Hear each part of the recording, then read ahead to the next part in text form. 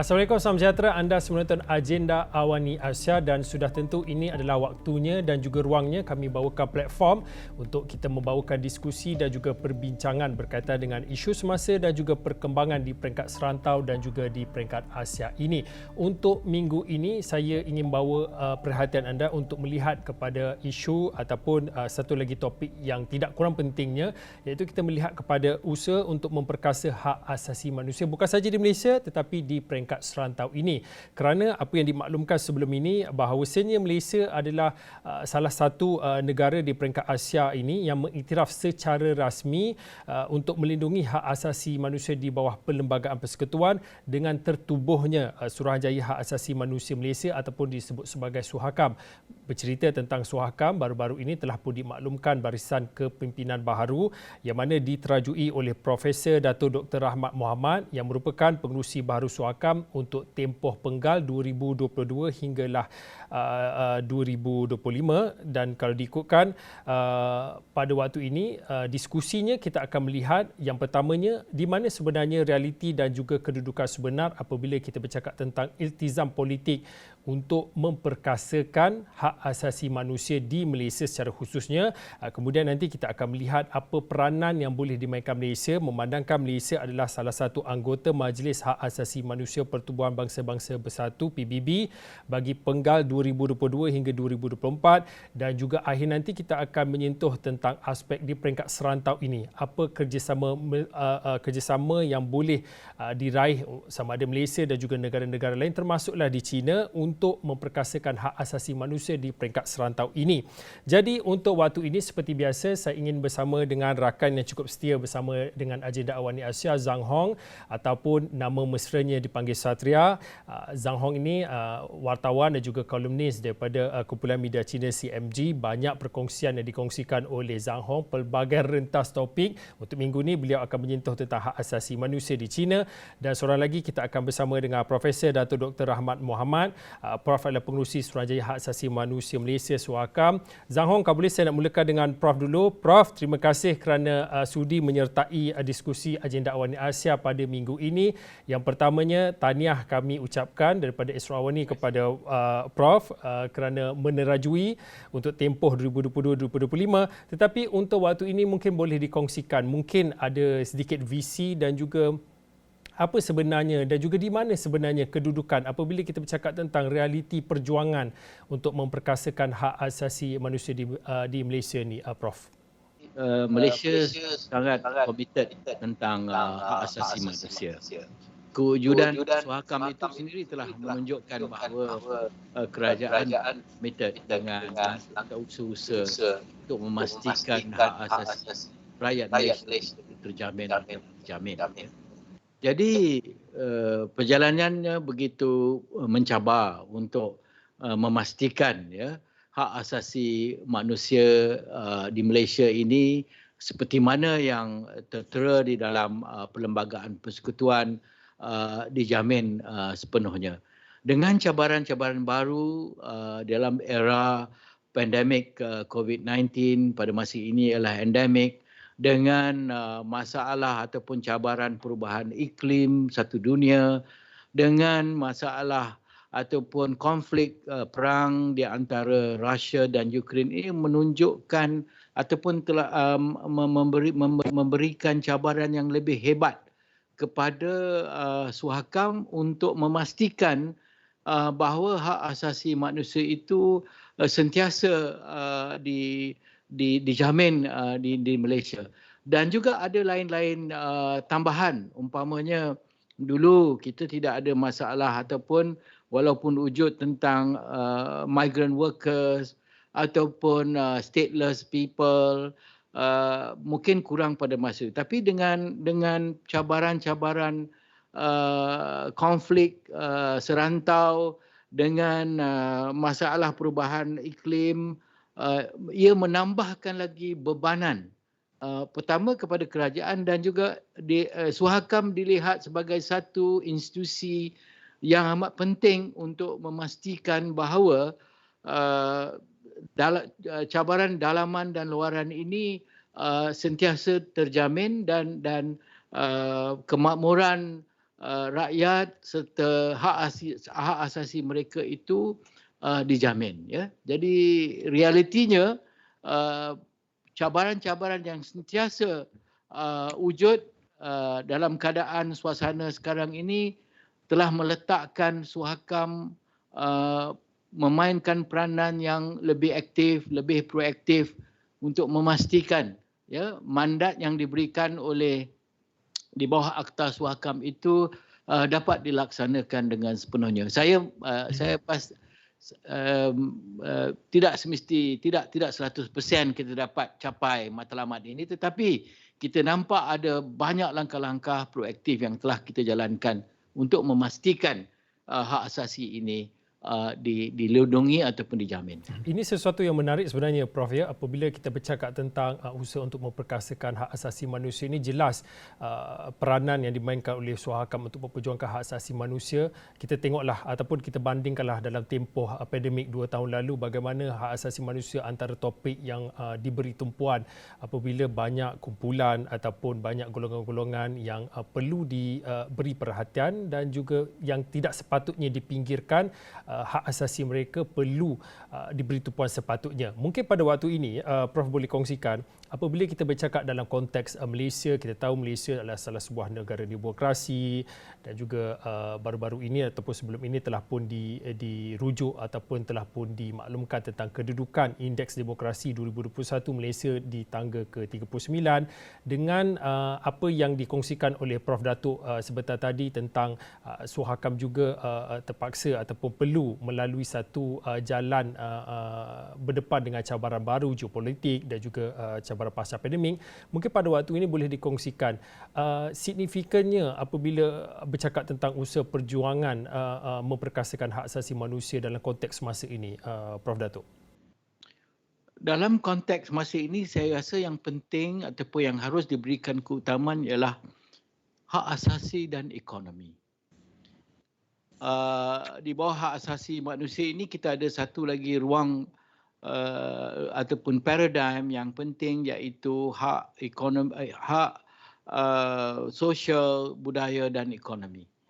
Jadi kita lihat satu trend yang berlaku di negara kita dan juga di negara-negara luar kerana terlalu panjang inflasi yang berlaku berpanjangan ini telah menyebabkan ramai umpamanya di Malaysia golongan B40, ya, B40 menghadapi masalah untuk mencari ataupun memastikan ekonomi keluarga mereka itu cukup ataupun kita kata there's enough food on the table dan sebagainya. Jadi ini satu masalah yang besar. Jadi kita kena lihat hak asasi manusia ini bukan sekadar ataupun bukan saja yang terdapat di bawah Perlembagaan Persekutuan daripada artikel 5 sehingga 13, tetapi juga kini masalah yang lebih besar, yang runcing ataupun kritikal ialah bagaimana kita nak memastikan hak untuk hidup ini, right to live ini dapat menjamin kemakmuran, ya, kemakmuran rakyat di negara ini, terutama sekali bagi mereka ataupun golongan miskin dalam menghadapi cabaran pasca pandemik COVID-19 ini, ya. Mereka kehilangan pekerjaan, golongan yang hendak membuat golongan usahawan juga menghadapi masalah untuk memastikan mereka mendapat ataupun mendapat rezeki, untuk memastikan bahawa mereka dapat hidup bukan senang, kita kata bukan untuk kesenangan tapi untuk sustainable, ya, untuk memastikan mereka itu dapat hidup seharian. Ini satu masalah yang besar dan saya lihat di sini Suhakam memainkan peranan yang penting. Dalam masa yang sama juga kita kena lihat dari segi perubahan iklim yang berlaku di serata dunia juga menunjukkan bahawa perlindungan ataupun hak asasi manusia yang tergugat umpamanya orang asli, ya, bagaimana berlakunya perubahan-perubahan ini memboleh menyebabkan mereka tidak dapat hidup ataupun sustain dia life dalam keadaan yang terganggu ini. Jadi ini adalah antara cabaran-cabaran ataupun perjalanan yang saya rasa begitu mencabar bagi Suhakam. Okey, baik. Untuk waktu ini, kalau boleh saya nak bersama dengan Zhang Hong. Zhang Hong, dalam satu laporan yang dibawakan oleh rakan-rakan Zhang Hong di platform CRI Beijing yang mana menyatakan tentang China merupakan satu-satunya negara besar yang menggubal dan juga melaksanakan secara konsisten berkaitan dengan pelan tindakan hak asasi manusia kebangsaan dalam 4 fasa. Mungkin pada waktu ini boleh dikongsikan tentang perkara itu dan juga tadi Prof ada kongsikan di mana kedudukan, realiti dan juga cabaran baru dalam usaha untuk memperkasakan hak asasi manusia di Malaysia, tetapi di China pula bagaimana? Boleh dikongsikan Zahong pada waktu ini? Terima kasih, Fauzi. Ya, sebenarnya saya amat setuju dengan pandangan dari Prof, iaitu memanglah setiap negara akan menghadapi cabaran dari segi hak asasi manusia dan setiap negara mestilah sudah berjuang untuk mengatasinya atau memperbaikinya. Kerana kita tahu kalau kerajaan kami ini dipilih oleh rakyat untuk berjuang untuk rezeki, untuk kehidupan setiap orang kita.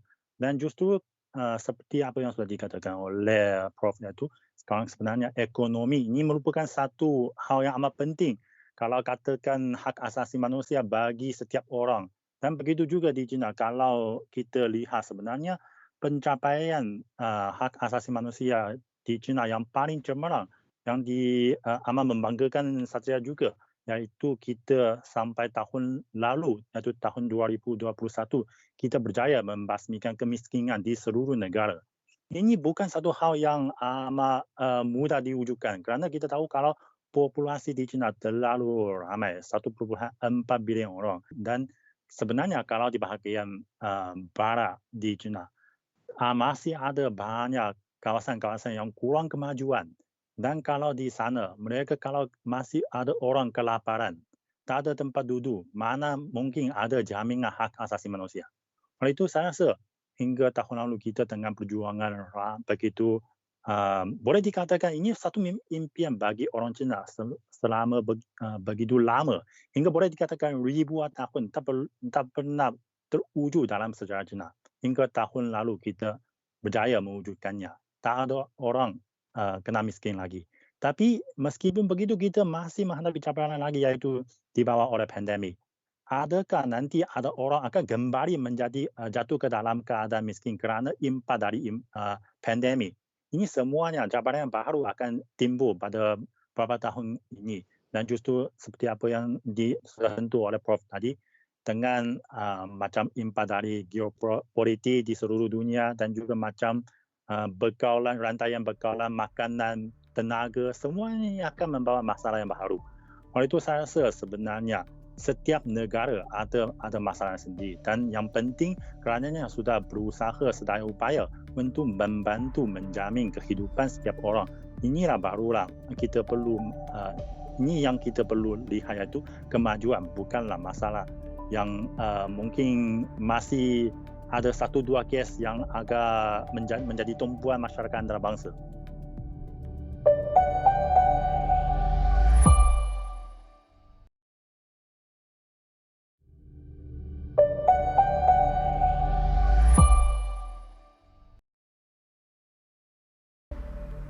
Zahong, alang-alang pada waktu ini saya nak tanyakan, apabila bercakap tentang hak asasi manusia di China, seringkali China juga tidak terlepas terkena tentang tempias daripada persepsi barat yang mana mungkin sedikit cenderung ke arah negatif apabila bercakap tentang hak asasi manusia di China, tetapi dalam satu kenyataan yang pernah disebutkan oleh Menteri Luar China Wang Yi yang mana mengatakan pelindungan hak dan kepentingan golongan etnik minoriti juga sentiasa dititik beratkan. Mungkin boleh dikongsikan tentang realiti dan juga mungkin ada sedikit perbezaan ataupun apa yang disebut tentang persepsi oleh negara-negara luar tentang China, tentang hak asasi manusia di China.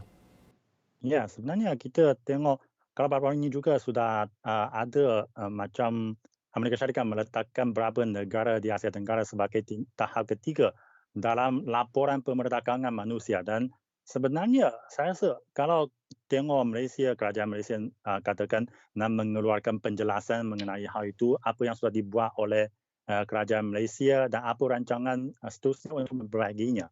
Sebenarnya bagi China, kita sudah ada pengalaman. Iaitu penjelasan sebenarnya sama sekali tidak berkesan.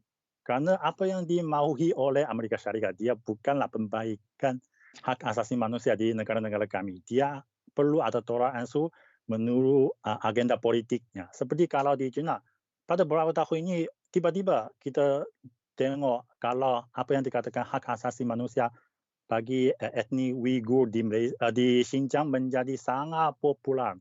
Tapi kalau kita meneliti perkembangannya, kita tengok ada satu rantaian yang cukup jelas, iaitu pada awalnya ada berapa pakar atau institut pengajian, mereka mengeluarkan satu laporan.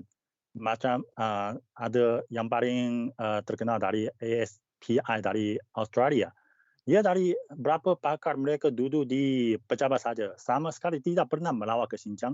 Tapi mereka melalui penyelidikan melalui macam Google atau Google Map mengeluarkan laporan katakan orang Uyghur sedang mengalami penindasan yang cukup serius. Katakan jutaan orang ditahan dalam kem tahanan. Jutaan orang lagi menjadi buruh paksaan dalam kilang. Dan juga ada jutaan lagi menjadi hamba dalam ladang kapas. Oleh itu, mereka turunlah nanti kita tengok ada berapa macam NGO dari negara barat. Mereka turun melakukan macam seruan iaitu berbagai syarikat antarabangsa tak boleh menggunakan kapas dari China lagi kerana itu dikeluarkan oleh hamba petani. Dan seterusnya, kalau kerajaan Amerika Syarikat mereka tampil lagi, mereka langsung mengeluarkan undang-undang untuk meletakkan sekatan kepada semua produk di Xinjiang. Tapi saya seorang satria iaitu apakah ini berniat atau bersasaran untuk membantu memperbaiki hak asasi manusia di sana? Kalau semua produk dari Xinjiang tak boleh dikeluar lagi, diimpor lagi oleh negara-negara lain, jadi bagaimana rezeki penduduk tempatan terjamin? Ini merupakan satu masalah sebenarnya amat melonggar dengan apa yang dikatakan mereka untuk membantu hak asasi manusia di Xinjiang punya. Dan begitu juga lah kita lihat kalau sebenarnya dalam laporan tersebut kita langsung melihat kalau macam Amerika Syarikat atau negara sekutunya seperti Britain langsung diletakkan pada tahap yang paling tinggi. Katanya hak asasi manusia di sana begitu sempurna, begitu baik. Tapi hakikatnya kita semuanya kalau memberi tumpuan kepada berita-berita antarabangsa boleh tahu. Pada awal bulan ini saja justru kita lihat ada satu lori kontainer didapati di Texas, negeri Texas di sana. Dan didapati di dalamnya ada lebih 50 orang sudah mati kerana mereka merupakan korban dalam pemerdagangan manusia. Memanglah sebenarnya berdasarkan laporan dari Dewan Negara Amerika Syarikat, negara itu merupakan destinasi pemerdagangan manusia terbesar. Setiap tahun ada lebih 100,000 orang dijual ke negara tersebut dan antaranya kira-kira 50% adalah kanak-kanak. Dan dengan keadaan ini, mana dia masih berhak untuk mencampuri atau mengejam hak asasi manusia di negara-negara lain. Prof, secara ringkasnya apa yang disebutkan oleh Zhang Hong itu adalah realiti dan juga persepsi berkaitan dengan hak asasi manusia dalam negara dan juga penilaian ataupun yang dibuat oleh negara luar tentang konteks dalam negara mungkin ada sedikit perbezaannya. Disebutkan tadi berkaitan dengan isu pemandangan orang, Malaysia juga berada di tahap ataupun di tier 3 ataupun di tahap 3 dalam laporan pemandangan orang 2021 yang dikeluarkan oleh Jabatan Negara Amerika Syarikat. Mungkin pada waktu ini boleh dikongsikan sedikit Prof, di mana sebenarnya kekurangan? Adakah langkah-langkah yang dilakukan kerajaan khususnya berkaitan dengan isu pemandangan orang ini belum ataupun masih belum mencukupi, ataupun apa sebenarnya loophole yang boleh kita perbaiki dalam mana kita bercakap tentang isu pemandangan orang ini, Prof? Suhakam mengakui bahawa kerajaan telah mengambil beberapa inisiatif untuk menangani masalah pemerdagangan manusia ini, ya, dan mengenal pasti serta memberikan perlindungan, ya, kepada mangsa-mangsa pemerdagangan manusia ini dan juga memakai operasi standard mengenal pasti mangsa-mangsa tersebut. Tetapi apa yang lebih penting ialah Suhakam hendak melihat uh, keberkesanan ataupun penguatkuasaan yang efektif. Ya, ini satu yang mungkin kelemahan yang kita dapati, di mana perlu meningkatkan dari segi koordinasi antara agensi kerajaan dan juga memastikan bahawa usaha mendakwa, ya, pedagang-pedagang manusia ini berjaya, ya. Jadi ini satu cabaran bagi kerajaan Malaysia jugalah, kerana kita pun dah dikenal pasti sebagai transit, ya, point, dan bukan senang, ya, dalam hal ini. Tapi saya pasti dengan satu penguatkuasaan yang efektif melalui kerjasama agensi kerajaan, masalah ataupun laporan yang mengatakan Malaysia sudah turun ke tahap 3 dan sebagainya boleh diatasi, ya. Ya, itu pandangan Suhakam pada masa ini, dan Suhakam sentiasa memantau keadaan ataupun laporan perdagangan manusia yang telah dibuat oleh Jabatan Negara Amerika Syarikat ini. Okey, baik. Sentiasalah tak cukup masa dalam platform Agenda Awani Asia, tapi saya ada lebih kurang 2 ataupun 3 minit akhir ini. Mungkin saya nak gabungkan sekali antara Prof dan juga Zhang Hong. Akhirnya kita nak melihat kepada usaha sama ataupun apa peranan yang boleh dimainkan, khususnya Malaysia. Malaysia sudah pun menjadi salah satu anggota Majlis Hak Asasi Manusia PBB untuk penggal 2022-2024. Apa peranan dan juga sumbangan yang boleh dimainkan secara signifikannya oleh Malaysia di peringkat antarabangsa ini dalam mana untuk memperjuangkan hak asasi manusia. Saya mulakan dengan dulu Prof, dan kemudian nanti saya tanyakan soalan yang sama tentang Zhang Hong.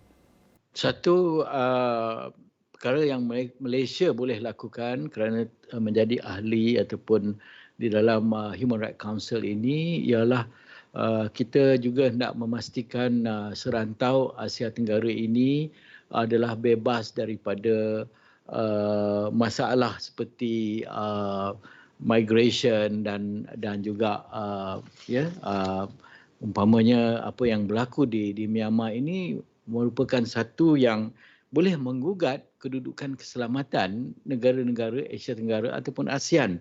Jadi kalau konflik ini berpanjangan, ya, tentunyalah akan memberikan masalah bukan saja keselamatan tetapi juga dari segi ekonomi negara-negara ASEAN. Jadi sebagai ahli kepada Majlis Hak Asasi Manusia ini, Malaysia boleh cuba meyakinkan, ya, negara-negara lain dan juga terutama sekali ASEAN, Myanmar, untuk memastikan mereka berhentilah ataupun cuba tidak dalam keadaan laporan-laporan yang kita dapat, dan sekarang ini Mahkamah Antarabangsa pun kata ada kes yang boleh diteruskan dari segi genosid dan sebagainya harus diberhentikan dengan segera untuk memastikan keharmonian serantau terutama sekali di ASEAN ini. Ini satu yang Malaysia boleh memainkan peranan yang proaktif. Okey, baik Zhang Hong, mungkin pada waktu ini apabila kita cakap tentang kerjasama pelbagai hala sama ada antara Malaysia dan juga ataupun negara-negara di peringkat ASEAN ini secara khususnya, apa ruang dan juga potensi kerjasama yang boleh dilakukan apabila kita cakap tentang perjuangan hak asasi manusia di peringkat serantau ini, Zhang Hong? Ya, memanglah kalau antara China dengan berbagai negara ASEAN, sebenarnya kita selalu ada kerjasama untuk melindungi hak asasi manusia. Seperti kalau apa yang disentuh oleh Amerika Syarikat itu perdagangan manusia ini justru merupakan satu bidang amat penting dalam kerjasama kedua-dua pihak. Dan pada masa depan saya rasa kita perlu melihat ke platform yang lebih besar, iaitu kita di arena antarabangsa China dan negara-negara ASEAN. Kita patut mengeluarkan satu suara yang sebulan, iaitu kita jangan hanya fokus kepada berapa kawasan yang dipentingkan oleh Barat saja. Macam mereka sekarang selalu katakan hak asasi manusia di Ukraine, tapi bagaimana sekarang rakyat di Afghanistan? Mereka mengalami musim sejuk, bahkan sama sekali tak ada makanan. Tak ada orang fikir hak asasi manusia mereka. Jadi kita perlu menggalakkan satu pandangan hak asasi manusia yang lebih adil, lebih sama rata lebih rasional di seluruh dunia supaya setiap orang hak asasi manusia mereka akan terjamin dan bukan hanya seperti di Ukraina dan berbagai kawasan-kawasan yang memang mereka perlu ada bantuan, mereka boleh mendapat bantuan atau tumpuan juga dari seluruh dunia. Baik, seperti yang saya katakan, memang sentiasalah tak cukup masa di platform Agenda Awani Asia, tapi saya janji jika ada masa dan juga ruang dan juga topik yang berkaitan, insyaAllah nanti kita akan jemput Prof. Datuk Dr. Ahmad Muhammad sebagai salah seorang kami sebagai panelis ini dalam platform Agenda Awani Asia. Terima kasih Prof. Datuk. Prof. Datuk adalah pengurusi Suruhanjaya Hak Asasi Manusia Malaysia ataupun disebut sebagai Suhakam, dan sebentar tadi kita bersama dengan Zhang Hong, wartawan dan juga kolumnis daripada kumpulan media Cina CMG, yang mana kedua-dua panelis pada malam ini berkongsi sedikit pandangan melihat kepada di mana realiti dan juga kerjasama apabila kita bercakap tentang perjuangan memperkasakan hak asasi manusia sama ada di Malaysia ataupun di peringkat serantau ini. Saya kira itu saja untuk waktu ini Agenda Awani Asia. Saya Fauzin, kita jumpa lagi.